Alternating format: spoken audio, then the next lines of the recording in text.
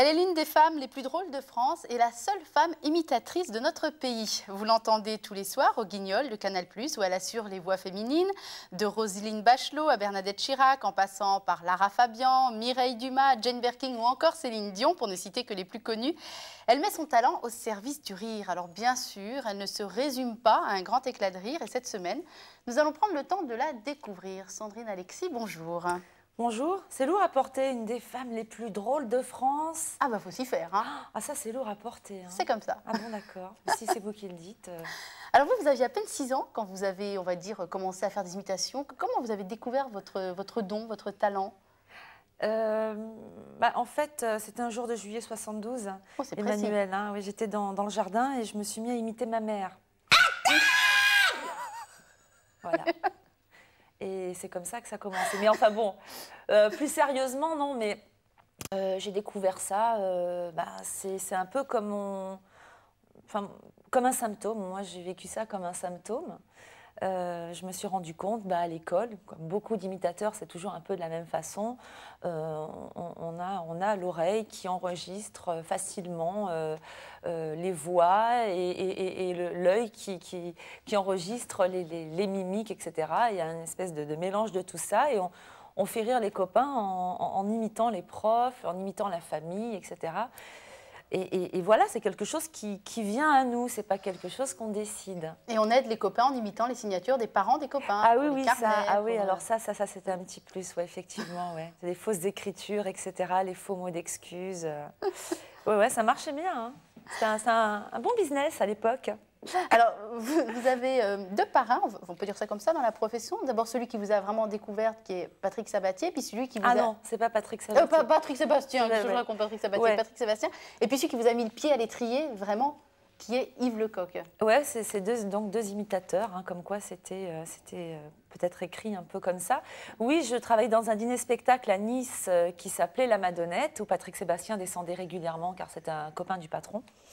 Et donc, il me voit sur scène, donc j'étais traqueuse comme tout. Et puis, il dit au patron, il faut absolument qu'elle vienne faire l'émission. Je lui pose 2-3 questions, enfin bon, un truc un petit peu basique, parce que je n'avais pas un tour d'imitation encore très carré. Ouais.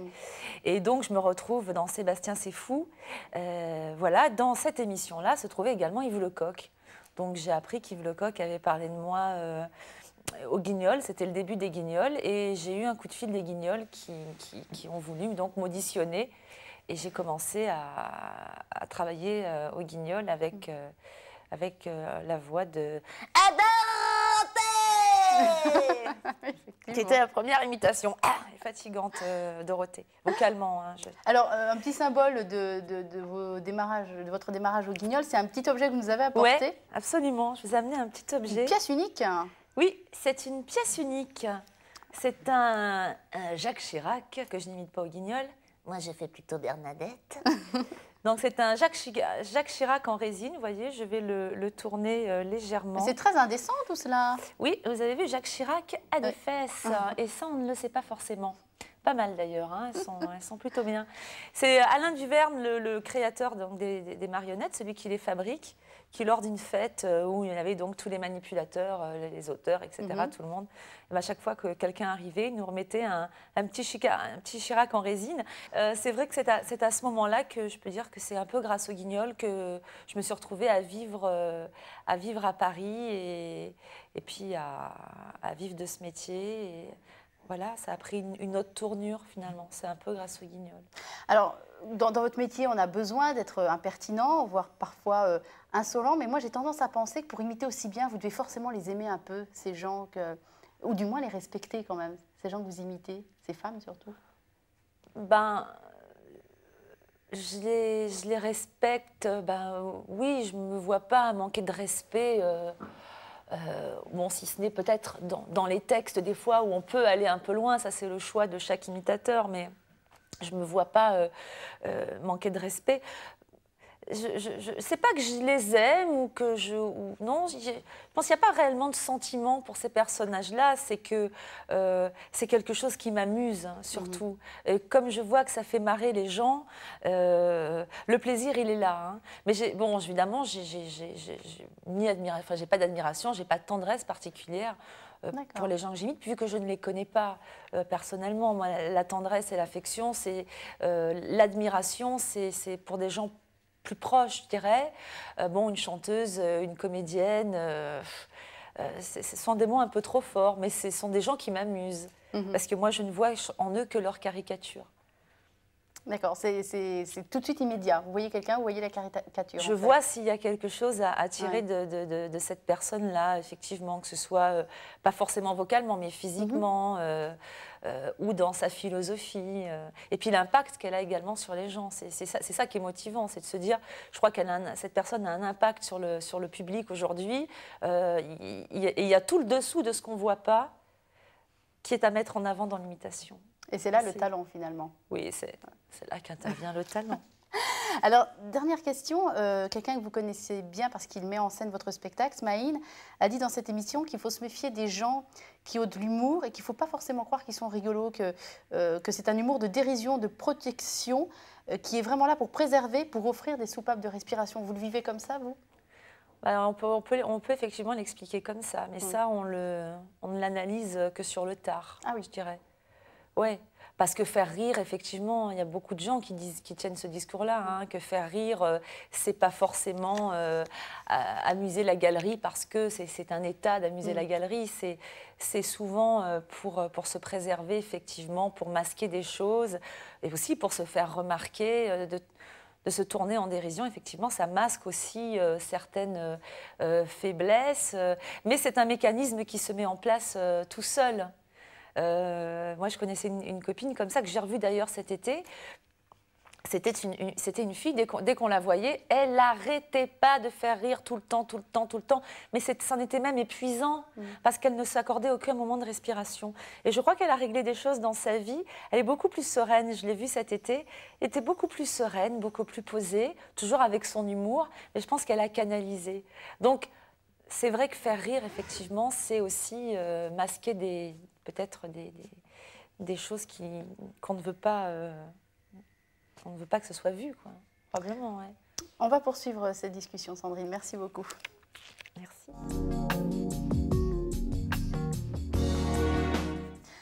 Elle est née à Antibes et a passé toute son enfance dans le sud de la France. Toute petite, elle était fascinée par les dessins animés et par les vedettes de la chanson qu'elle imite du haut de ses 6 ans, d'abord devant la glace et puis devant toute la famille. Une imitatrice était née, mais avant de devenir celle que nous connaissons aujourd'hui, elle a été une petite fille. Si, la petite Sandrine. La petite Sandrine. Ah. Elle était toute petite. Puis après, elle est devenue très grande avec des gros tétés.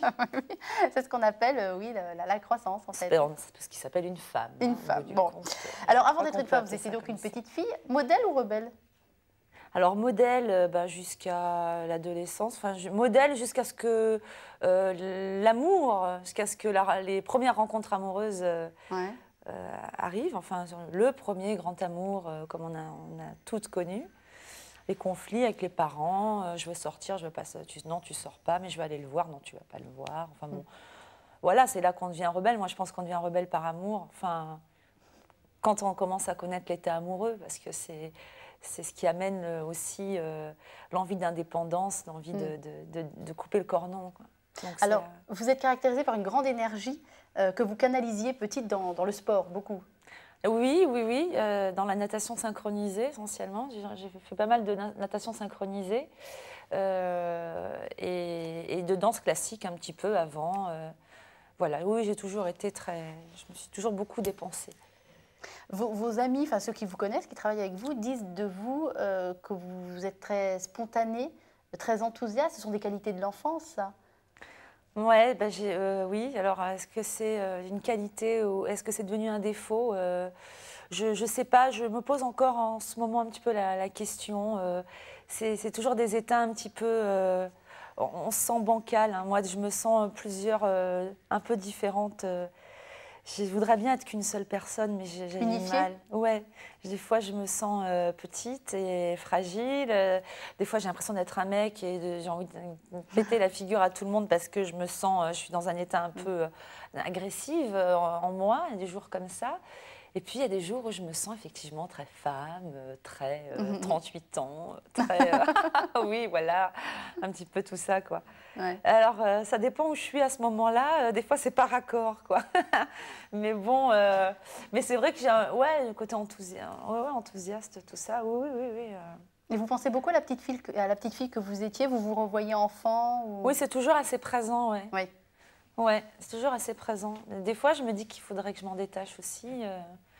Mais peut-être aussi parce que j'ai pas encore eu d'enfant, alors je suis pas encore passée, j'ai pas passé le relais, quoi, je dirais. Mais ouais, mais je crois que mes parents aussi m'y ont laissé dans l'enfance. Ils m'y ont laissé parce que justement, ma mère elle-même, par exemple, n'en avait pas eu, quoi. Donc après, c'est... Mais c'est vrai que quand je suis arrivée à Paris, je me suis retrouvée voilà, dans un monde un petit peu nouveau. Et Vous tout aviez ça. quel âge? J'avais 25 ans, Ah oui, mais, quand même. mais bon, je me suis sentie toute petite quand même, quoi. Et, mais voilà. Ouais.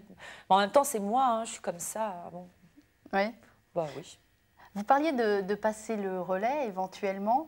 Je vous souhaite d'avoir des enfants et quand vous en aurez, qu'est-ce que vous iriez leur transmettre? L'autonomie. L'autonomie, ça c'est une chose très très importante. Ah oui. Oui, parce que je pense que... Bon, alors après, il y a aussi tout ce truc que quand on a un enfant, et j'en ai pas pour l'instant, c'est sûr que on peut pas se projeter complètement, hein, mais quand il paraît que quand on est maman, effectivement, il y a un tel amour qu'on est un peu peut-être surprotégé, les enfants sont un peu surprotégés, mais... Moi, je pense qu'un enfant doit apprendre rapidement à se débrouiller un petit peu par lui-même, c'est-à-dire lui donner des notions d'autonomie très tôt, et surtout pour les garçons, de ne pas dépendre dans leur vie à eux de leurs copines plus tard, c'est-à-dire au niveau de leurs vêtements, de ranger, tout ça. C'est des choses qui après, lorsqu'ils sont adultes, peuvent souvent poser des problèmes parce que la femme a beaucoup évolué, elle travaille, etc. Et les garçons qui ont été vachement...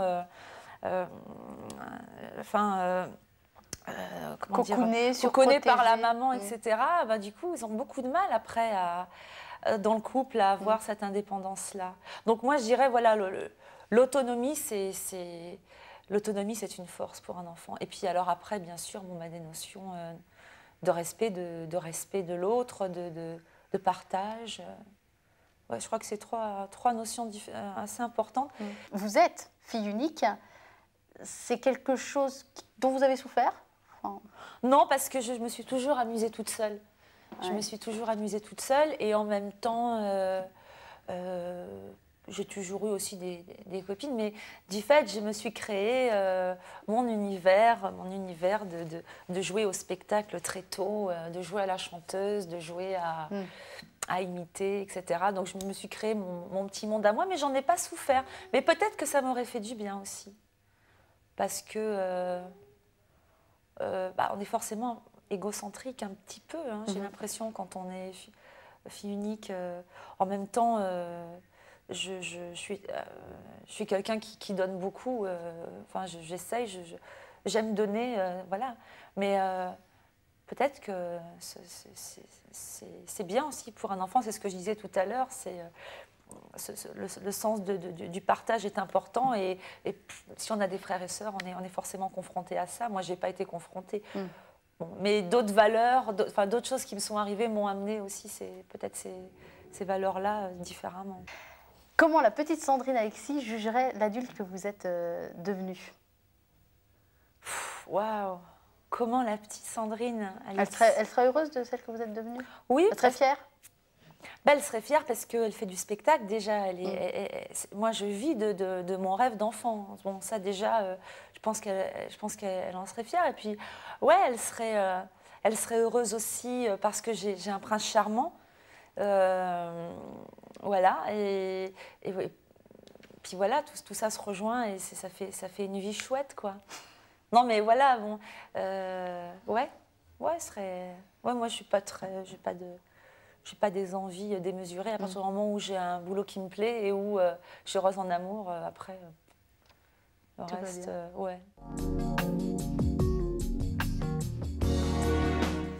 Elle se dit croyante, mais pas pratiquante. 2 ans en pensionnat lui ont donné les bases du catéchisme catholique et des valeurs qui lui sont attachées. Mais ça, c'est pour parler d'une recherche ou d'une quête. Et que représente la religion pour elle? Sandrine Alexis, ce sera ma première question. Que représente la religion pour vous? La religion, pour moi, c'est une manière effectivement, d'espérer des choses, de les demander par la prière, mais aller chercher dans peut-être ce qui existe dans l'au-delà, des aides, un ange gardien, quelque chose qui va faire que on va demander à cette religion de nous conforter, de nous entourer, de nous protéger, de nous mettre sur le bon chemin. Vous avez un ange gardien, vous? Oui, il paraît qu'il s'appelle Nemamia. Pardon? Oui. Il paraît que c'est l'ange Nemamia. C'est justement une maquilleuse sur un plateau télé qui s'intéressait aux anges. Et moi, j'ai beaucoup d'anges chez moi, j'adore les anges. J'ai beaucoup de petits anges dans ma chambre, tout ça. Enfin, j'aime bien. Et donc, on avait parlé des anges et elle m'avait dit, moi, tu me donnes ta date de naissance, je te dirai quel est ton ange. Et elle m'a envoyé, un papier avec l'ange Nemamia. Et vous y croyez sérieusement ou... Je veux pas ni y croire ni pas y croire, c'est un beau moment et c'est plein d'espérance et c'est tout. Je veux pas rentrer dans le truc de dire j'y crois, c'est sûr, ou j'y crois pas parce que ça n'est pas possible. C'est que de l'espérance. Je m'en tiens à ça, moi. Vous parliez de prière, c'est un mode de communication, je ne sais pas comment on peut dire, un langage que vous utilisez? Ah oui, oui, oui. La prière. Hein. Ouais. Oh, j'en fais rarement, mais c'est vrai que ma maman, elle a passé 15 ans dans un pensionnat, parce que sa mère ne s'est pas occupée d'elle, donc elle a grandi dans un pensionnat. Tenue par des sœurs? Par les sœurs, Ouais. ouais. Donc, si vous voulez, j'ai pas eu une éducation religieuse, hein, mais j'ai eu les valeurs de cette religion. Donc ça, elle me l'a apporté. Et puis moi, j'ai passé 2 ans aussi chez les Bonnes Sœurs quand j'étais plus petite. Je retiens pas de grief de cette époque-là, si ce n'est que j'aurais préféré être avec ma mère, mais c'était pas possible. Mais je veux dire que du coup, c'est vrai que je pense que ça m'a quand même donné une certaine droiture et puis voilà, cette espérance qu'il y ait quelque chose. Et puis moi, j'aime bien Jésus, je trouve que c'est beau, hein, Jésus aussi. Donc, j'aime aller dans les églises, je trouve qu'une église, c'est comme une salle de spectacle, il y a un public, il y a un discours, il y a des lumières, un décor. C'est des endroits beaux où on peut se recueillir. Alors après... personne de notre vivant peut dire si effectivement il y a ou il n'y a pas. C'est juste de la croyance, mais moi, je vais dire que c'est de l'espérance plutôt. Je vais dire que c'est de la croyance. Et l'espérance, c'est une espérance pour aussi après la vie? Une espérance pour ce qui se passe? Qu'est-ce qui se passe après la Vous vie? voulez parler de la mort? Oui. Ah, mon Dieu. Voilà, la mort. Ouh là là. Des fois, ça nous traverse l'esprit, on y pense et puis on oublie, quoi. Ouais, ça me fout un peu la trouille et puis en même temps, des fois, non. C'est très paradoxal. Ça me fout quand même la trouille. Surtout on se dit, je veux pas mourir en souffrant, quoi. C'est surtout ça. Et puis, mais bon, c'est un cheminement, la mort. Hein. On y pense toute sa vie jusqu'à un moment donné, peut-être où, quand on est vieux, on l'accepte. Hein. Donc, il faut bien y penser toute sa vie pour l'accepter à la fin de sa vie. Enfin, je pense, hein. Mais tout le monde y passe. Hein. Déjà, on est là, on est sur Terre. Après, si on est heureux sur Terre, c'est déjà bien. Il y a des gens qui, en plus, sont malheureux sur Terre, donc qui ne demandent pas à être là. Personne ne demande à être là. On est là, ça se passe bien. Bon, ben voilà, hein, on y va, hein, de toute façon, mais voilà. Vous nous avez prouvé qu'on pouvait rire de tout, même de la mort. Je crois savoir que dans votre spectacle, vous en parlez de la mort avec un personnage Oui. qui nous a quittés. Oui, avec Idi Kaku, oui. Mm. Parce que moi, c'est le seul homme que j'imite. Et justement, le problème d'un imitateur se pose quand on imite quelqu'un qui disparaît. C'est toujours embêtant. Parce qu'on ne veut pas manquer de respect et faire un hommage pour faire un hommage. Mais j'avais quand même envie de lui faire faire quelque chose qui lui ressemble. Et donc j'ai parlé du paradis. C'est Eli Kaku qui nous raconte le paradis et qui dit Ah, le paradis. Vous voulez que je vous parle du paradis? Le premier jour, quand je suis arrivée, j'étais mort de fatigue. Alors je vais voir Dieu. Je lui dis, toc toc toc, bonjour Dieu, je suis Eli Kaku. Vous avez une suite de livres? Oh, il n'est pas con lui, oh. Il me dit non, ici c'est la fin, il n'y a plus de suite. Eh bien alors, il faut rigoler. il y a tout Bravo. je parle du paradis un peu comme si c'était l'armée avec des règles. Hein. Par exemple, à table, en entrée, il y a du pain, après il y a du vin, et après il y a du... On n'a pas le droit de dire de marque à la télé. Non, bah non. Mais on connaît alors, tous. oui, alors je ne vais pas le dire. Mais du 1-1 des dieux. Voilà. Vous voyez, c'est un fromage. Oui, oui, tout à Alors fait. qu'on pense que je vais dire du 1-1. Oui, mais c'est pas ça. Alors là, il faudra couper parce que du coup, ça rend rien du tout. Je suis sûre que tous les téléspectateurs ont suivi. Ne vous inquiétez Je ne suis pas. pas sûre que tous les téléspectateurs aient suivi. Bon. Ben, merci beaucoup Sandrine. C'est vrai que parler de la mort avec vous, finalement, on finit par rire. Hein. De l'amour? De la mort. De la mort, oui. Mais l'amour, la mort de l'amour, c'est pire que tout. l'amour, on va en parler dans la prochaine conversation. Ça vous tente? Ah oui. Eh bien, parlons de Parlons de l'amour. Merci Sandrine, merci. Citation. Pose-moi comme un sceau sur ton bras, comme un sceau sur ton cœur, car l'amour est fort comme la mort. Ses traits sont des traits de flamme, un feu de Dieu. Les grandes eaux ne pourront pas éteindre l'amour, ni les fleuves le submerger. Extrait du Cantique des Cantiques, qui est sans doute l'un des plus beaux chants d'amour qui soit. Sandrine Alexis, vous avez voulu qu'on parle de l'amour dans le couple. À quoi on reconnaît justement l'amour véritable? Comment on sait, oui c'est ça, c'est lui, c'est elle? Bah, c'est la fille qui a tout compris de l'amour, tu sais bien, je crois que c'est une évidence. Non, mais moi, oui, de ma propre expérience, c'est une évidence. C'est difficile, hein, c'est difficile de... Ah, c'est vous qui avez choisi le thème. Oui. Choisi le thème. Non. Oui, c'était l'homme plus général, je dirais, l'homme en généralité. Mais c'est vrai que par rapport au couple, je crois qu'il y a un moment donné où chacun a vécu des choses, où on a eu les gens ont eu des expériences différentes en amour. C'est bien aussi si elles sont un peu foireuses au début de la vie, je trouve. Parce que comme on n'a pas tout cerné chez l'autre, on apprend aussi. Ça permet d'avancer et d'arriver à une maturité, de savoir exactement ce qui nous correspond. Enfin, en tout cas, je le souhaite pas. Je veux dire, je souhaite pas à une personne de foirer ses histoires, mais c'est-à-dire que à 20 ans, sur la vingtaine, on n'a pas de référence d'amour qui nous convient. Enfin, on prend cet amour qui arrive et puis on fait avec et puis on se bat.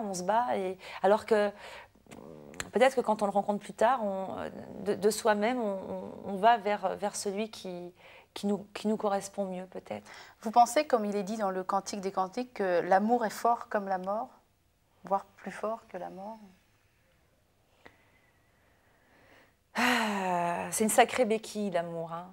C'est une sacrée béquille qui permet de rester debout et de vivre. Hein. Donc, je dirais que oui, quelque part, c'est probablement aussi fort que la mort. Ouais.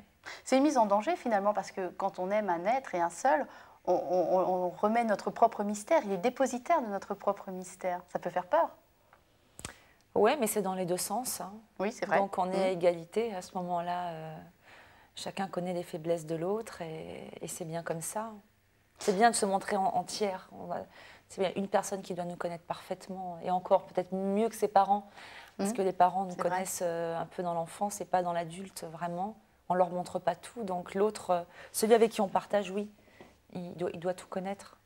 Et vous avez cette notion de faire avancer un couple, de construire quelque chose, que c'est des efforts aussi l'amour, c'est pas que Ouais. un laisser-aller naturel. Non, non. Ah ouais, je suis entièrement d'accord avec ça. Ouais. C'est pas un laisser-aller naturel. Non, mais il y a aussi l'envie que ça dure. Il faut avoir en permanence l'envie que ça dure. Si c'est, par exemple, je suis mariée, il ne peut rien m'arriver, tout va bien, là c'est déjà dangereux, je pense. Je pense qu'il y a au quotidien, qu'est-ce que je peux faire aujourd'hui pour que ce soit bien? Qu'est-ce que je peux lui dire? Ça doit être plein de surprises. Hein. Je pense qu'il faut beaucoup de surprises, beaucoup de... Ouais, il faut d'étonnement toujours. Et se dire qu'on s'aime et se le prouver. Mais je pense qu'il faut l'envie. Et peut-être aussi un équilibre à trouver entre indulgence et exigence. Je sais que vous êtes Oui, quelqu'un mais ça- d'exigeante, vous, en plus. Oui, mais pas abusive. Hein. Ah, c'est toute la nuance. C'est toute la nuance. J'ai des exigences, je dirais, entre guillemets, normales. J'abuse pas de quoi que ce soit. Mais voilà. Oui. Vous seriez capable d'aller jusqu'où par amour? Ben, je peux dire que par amour, j'aurais pu me laisser mourir. En fait, je ne me suiciderais pas par amour. Ah ben, mais j'espère bien. Non, mais j'ai ressenti dans ma vie que mon corps, j'ai ressenti mon corps ne plus avoir eu envie. Mon corps m'abandonnait. J'ai senti ça par amour. Par dépit amoureux, peut-être plutôt. Non, pas par dépit, Non, non. hein, non, pas de dépit, non. Par tristesse. Par tristesse. Heureusement, tout s'est bien terminé. Et vous pourriez Je disais que aller... c'était un prince charmant, donc tout va bien. Mais non, mais j'avais jamais connu ça. Et l'amour, ça peut faire très mal. Et j'ai senti mon corps me dire non, je souffre trop. Mon corps voulait plus souffrir, ma tête voulait plus souffrir. Donc ouais, j'ai connu cette chose-là qui était très très pénible. On parle de la souffrance, on peut parler de l'humour aussi. Mais parce que oui. Oui. Non, je disais oui, mais par amour, après, vous me disiez, vous êtes prête à aller jusqu'où jusqu'au bout, hein. Tout simplement, hein, jusqu'au bout. Voilà. L'humour, c'est utile pour vivre en couple? Ah ben, j'adore ça, moi. Ouais. Moi, j'adore rire, j'adore faire rire mon fiancé. Et d'ailleurs, lui, il a un sens de l'humour très, très développé. Et on a le même sens de la dérision. Et j'adore quand il amorce des choses. Même des fois, je suis même naïve devant son humour parce que je crois qu'il est sérieux. Alors, oui, il est très, très fort. Souvent, il me met en boîte et je me dis, ah, mais zut, il déconne. Et en fait, il est sérieux. Et en fait, je n'arrive jamais à voir si c'est sérieux ou pas. Mais c'est très, très important, ouais, l'humour dans le couple. Très important. Ça désamorce beaucoup de difficultés, beaucoup de discussions, de remise en question sur des choses par l'humour. Oh, moi, j'adore discuter en riant. J'adore mettre les choses en évidence par l'humour. Les dédramatiser parfois aussi. Ah ouais. J'adore ça. Très important. Et puis, c'est aussi un élément de séduction parce que il a beaucoup d'humour et ça fait partie de toute sa séduction. Il y en a un qui va être heureux en regardant cette émission. Oui, il va être heureux. Et quoi que je pense que ça y est, il est heureux.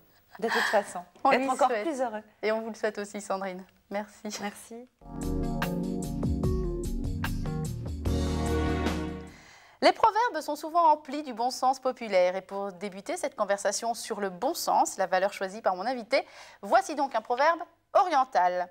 Point de maladie plus dangereuse que le défaut de bon sens. Proverbe auquel Descartes rajoute que la puissance de bien juger, de distinguer le vrai d'avec le faux, qui est proprement ce qu'on nomme le bon sens ou la raison, est naturellement égale en tous les hommes. Ça reste un petit peu à vérifier, Sandrine Alexis. Pas égal partout, hein, le bon sens. Non, en tout cas, c'est pas acquis. Hein. C'est pas acquis d'entrée dès qu'on vient au monde, ça c'est sûr. Le bon sens. Pourquoi vous avez choisi cette valeur-là? Parce que c'est grâce au bon sens qu'on avance. C'est grâce au bon sens qu'on fait des bons ou des mauvais choix. Et ce bon sens-là, on peut l'avoir de par son éducation, de par des choses qu'on a vécues, qui nous mettent sur des rails du bon sens. Et puis quand on ne l'a pas du tout, quand on va un petit peu foldinguer et qu'il faut se remettre sur des rails par rapport à des choix qui nous conviennent le mieux, c'est-à-dire en tuant le bébé, comme on dit, hein, c'est-à-dire savoir sacrifier quelque chose qui nous fait envie, mais qui n'est pas la bonne idée finalement pour une continuité dans quelque chose qu'on entreprend, c'est le bon sens. Alors, tous ceux qui vous connaissent s'accordent pour dire que vous en avez du bon sens, que vous avez les pieds sur terre, vraiment que vous êtes enraciné dans le réel. C'est finalement assez rare hein, chez les artistes. Mais en plus... il n'y a que les gens qui... Enfin, je sais pas, mais je suis très cérébrale, moi. Et curieusement, ce n'est pas forcément l'idée que je montre au départ. Comme on disait tout à l'heure, quand je peux être un peu superficielle, parfois, au premier abord, pour me protéger, justement, toujours dans la dérision, alors qu'en fait, je suis aussi une autre personne qui est beaucoup plus cérébrale, à réfléchir, à analyser, voilà, donc oui, j'ai des pieds sur terre. Peut-être aussi, ma mère m'a aussi apporté ça. C'est une femme qui est très rationnelle dans ce qu'elle fait.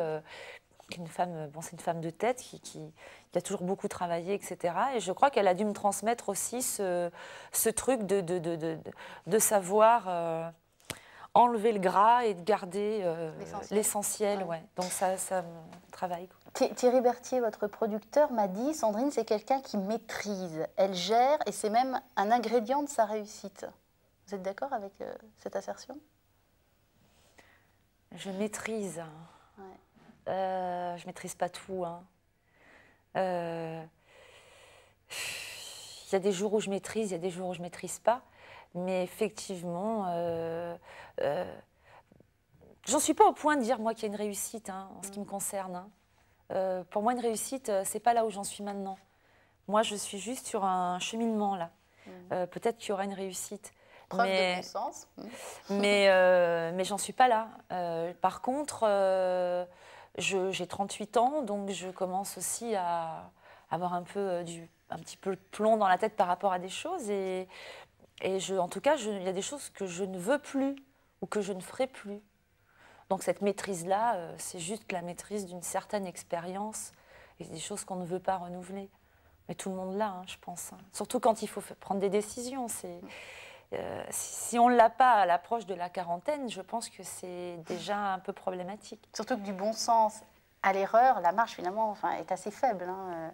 Oui, puis alors des fois, par contre, des fois, c'est qui tout double. Hein. Des fois, la vie aussi, des fois, est un jeu et on dit, bon, bah, je vais là et puis on verra.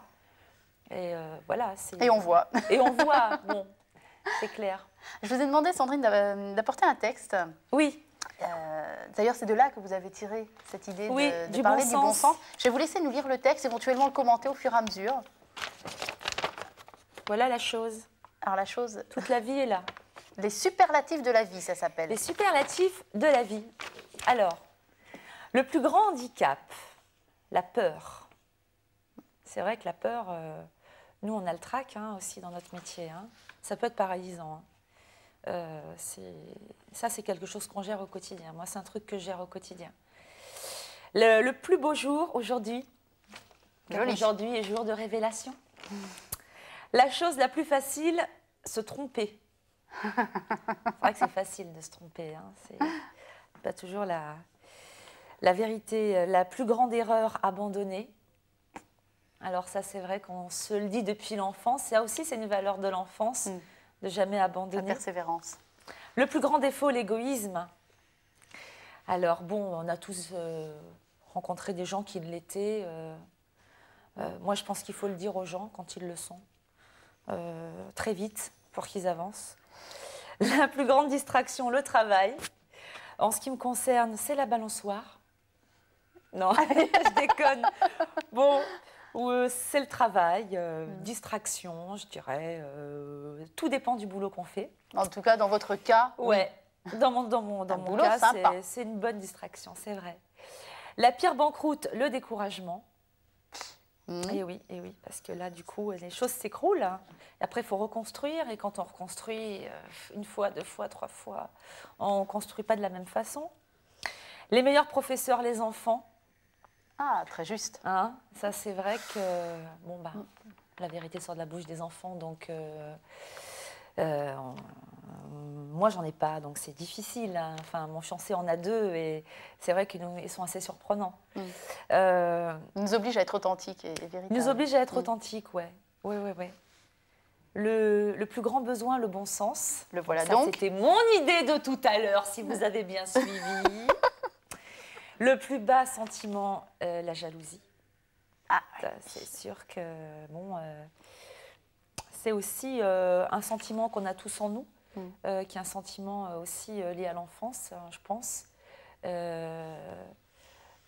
Voilà, et qu'il faut se raisonner si ce sentiment. Je pense qu'on a tous les sentiments en nous, hein. On les a tous. avec plus ou moins d'écho après. Plus ou moins, voilà. Ouais. Le plus beau présent, le pardon. Donc ça, bah oui, ça effectivement. Le pardon, on peut dire que pour certaines personnes, des fois c'est difficile de leur accorder le pardon. On est tellement dans la rancune que c'est difficile. Donc je mettrai un bémol quand même, moi, en ce qui me concerne. D'accord. La plus grande connaissance, Dieu. Je ne le connais pas personnellement, mais il paraît qu'il est très sympa. Surtout son fils, est très très beau, son fils. On dirait un surfeur, Jésus, vous ne trouvez pas? Hein? Je n'y avais pas pensé. C'est une sorte de babacool surfeur. Oui, c'était une vision des choses. Voilà. Et la plus belle chose au monde, l'amour, l'amour, l'amour. Décidément, on y revient toujours. On y revient toujours à l'amour. Et le bien le plus précieux, la santé. Ça, je crois que, bah oui, si on n'a pas la santé, bah, on est très très mal. Voilà, et la santé, voilà. Elle là, vous avez pu en juger par vous-même. Merci Sandrine. Merci à vous.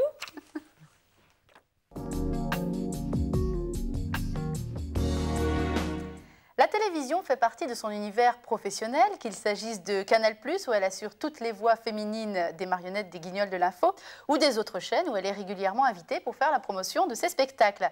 Bien sûr, le petit écran fait aussi partie de sa vie privée, comme vous qui êtes en train de nous regarder depuis chez vous. Sandrine Alexis, que regardez-vous à la télévision exactement? L'écran.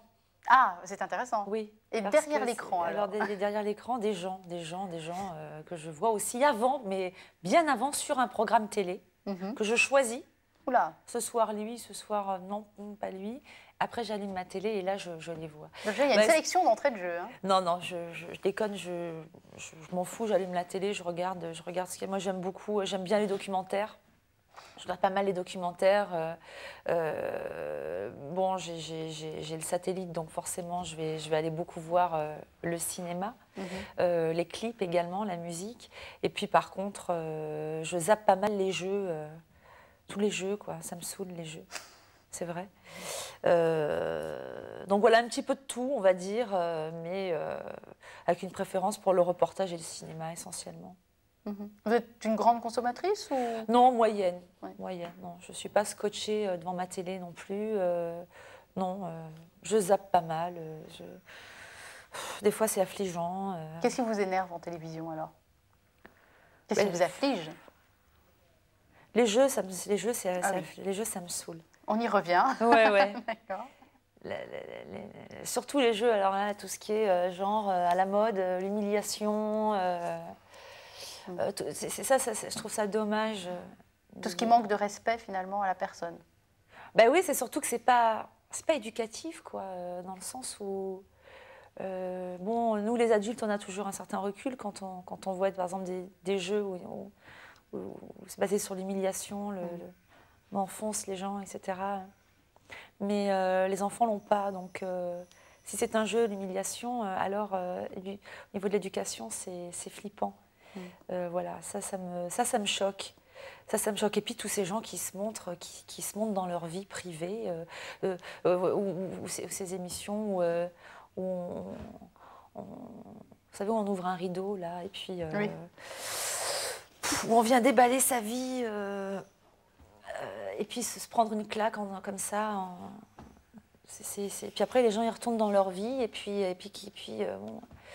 C'est lourd, quoi. Oh, ça me fait flipper. Moi, je préfère aller voir un psy ou écrire une lettre à la personne et régler ça chez moi, quoi. C'est Pierre Bourdieu, le sociologue, qui dit que l'ennui avec la télévision, c'est qu'on la regarde pour se changer les idées, et qu'elle finit par nous laver le cerveau. Ah oui, oui, oui. C'est ce que vous êtes en train de dire. Ah oui, oui, ça lave le cerveau. Oui. Mais en même temps, nous, on est trop grands pour que ça nous lave le cerveau vraiment. Parce que non, justement, ce que j'ai dit tout à l'heure, on a le recul, on peut analyser le truc, mais les plus jeunes ne l'ont pas. Hein. C'est normal, c'est normal. Et on sait toute l'influence que la télévision, le petit écran peut avoir sur les gens, les jeunes esprits notamment. Là, oui, en ce moment surtout, là, on est à fond là-dedans. Ouais. Ouais. Quelle est la place pour les humoristes à la télé?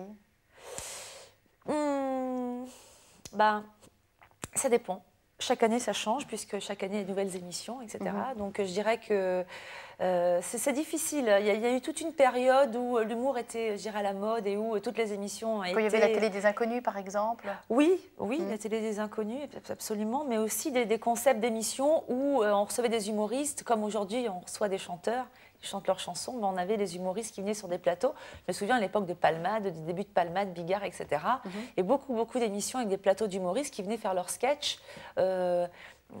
Donc ça s'est un petit peu calmé. Je dirais que la place pour les humoristes en télé, elle est plus difficile parce que déjà c'est difficile d'exprimer ce qu'on fait sur scène en télé. Ouais. Donc il faut défendre un spectacle en télé en étant autour d'une table et des fois en parlant de tout et de rien au milieu de rubriques concernant le dernier vélo à la mode. Et l'humoriste se sent tenu de faire rire aussi parce qu'il est là pour... parce que c'est ce qu'on lui demande. Le bon client, comme Le on bon dit. client, ouais, mais c'est un contexte aussi, hein, le rire. Il faut qu'on... On peut le provoquer, mais il faut aussi qu'il y ait des choses extérieures qui nous donnent envie de le faire. Alors, c'est pas facile dans ce genre de configuration d'être marrant. Et quand on est une femme, c'est encore plus compliqué ou... D'être drôle ou Non, oui, peut-être déjà de s'imposer dans ce monde des humoristes. Oh non, Non, vous n'avez pas ressenti cela, non.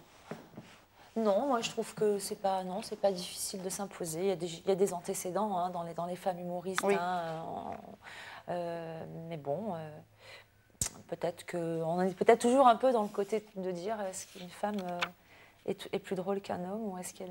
Moi je sais que dans la vie, en tout cas, j'adore me marrer, j'adore faire rire et ça se passe super bien et les gens aiment ça et voilà quoi. Donc...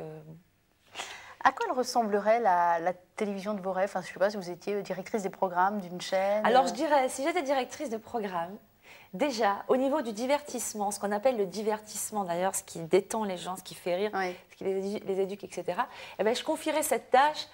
Moi j'ai fait beaucoup de dîners-spectacles, j'ai fait à peu près 50 dîners-spectacles. Il y a énormément de gens qui ont du talent dans les dîners-spectacles, qui ne sont pas connus. Il y a beaucoup d'humoristes, c'est leur métier. Il y a toutes sortes d'humoristes qui vivent effectivement du dîner-spectacle, du cabaret, qui ne sont pas derrière une télé, on ne les voit pas à la télé. Et bien ces gens-là, ils sont bourrés d'idées. Donc je dirais que je confierais le divertissement et l'humour et tout ce domaine-là, je le confierais à des artistes finalement.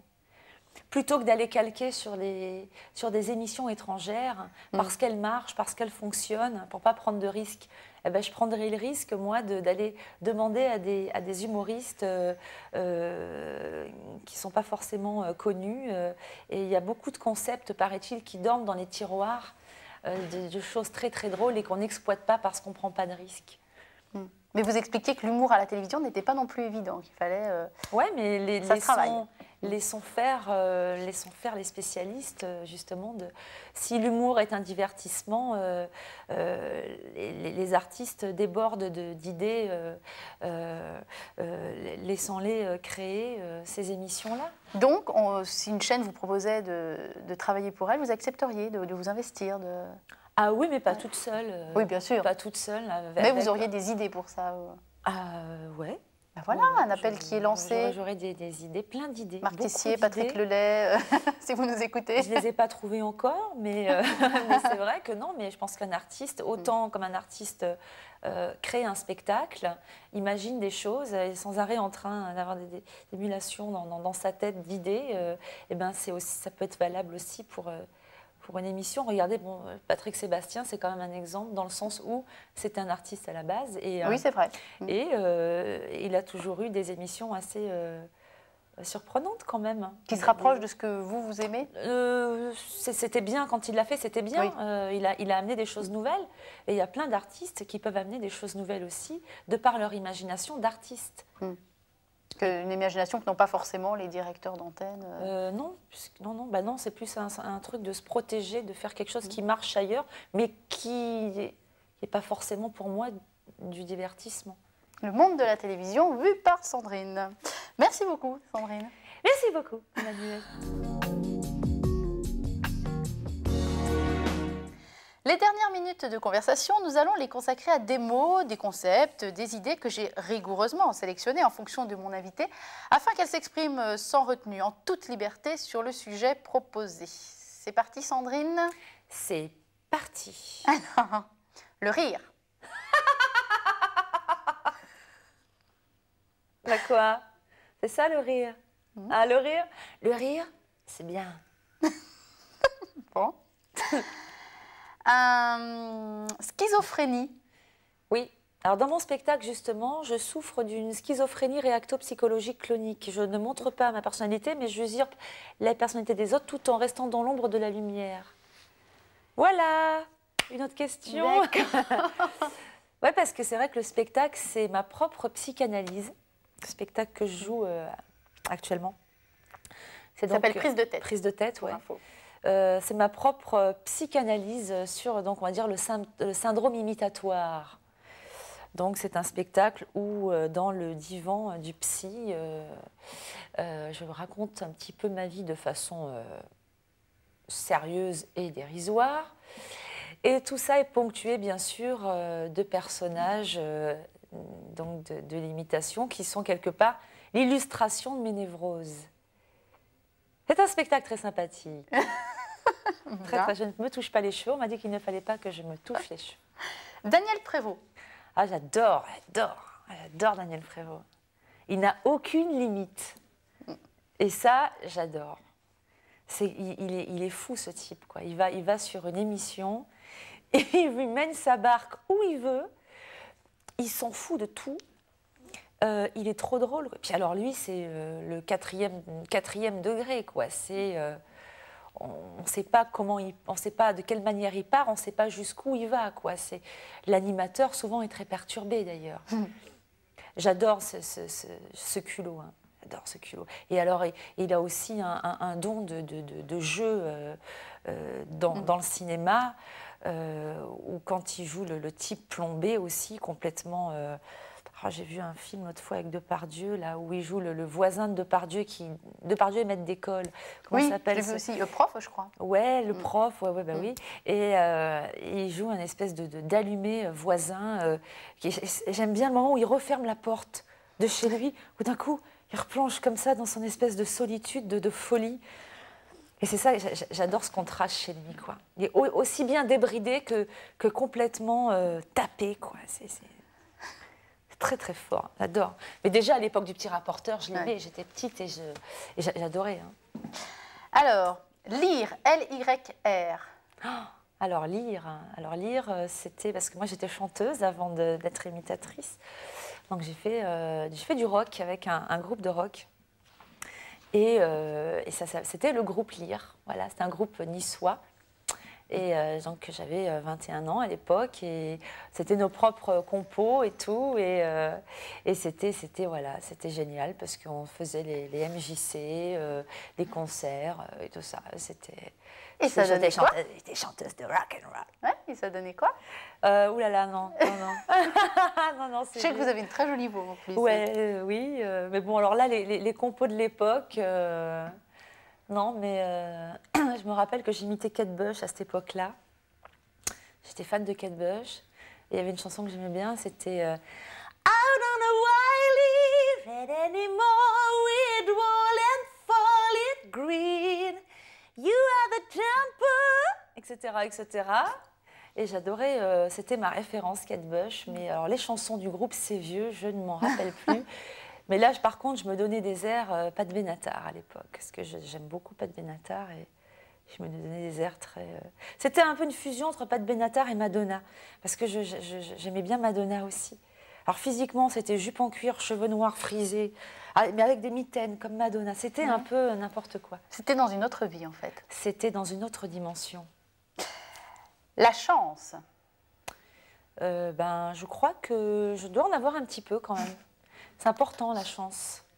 J'ai connu aussi des gens qui avaient la poisse en permanence. Ouais. Mais vraiment, quoi. C'est moins drôle. Ah oui, oui, c'est moins drôle. Et souvent, je remarque comme si quelque chose aussi m'aidait parce que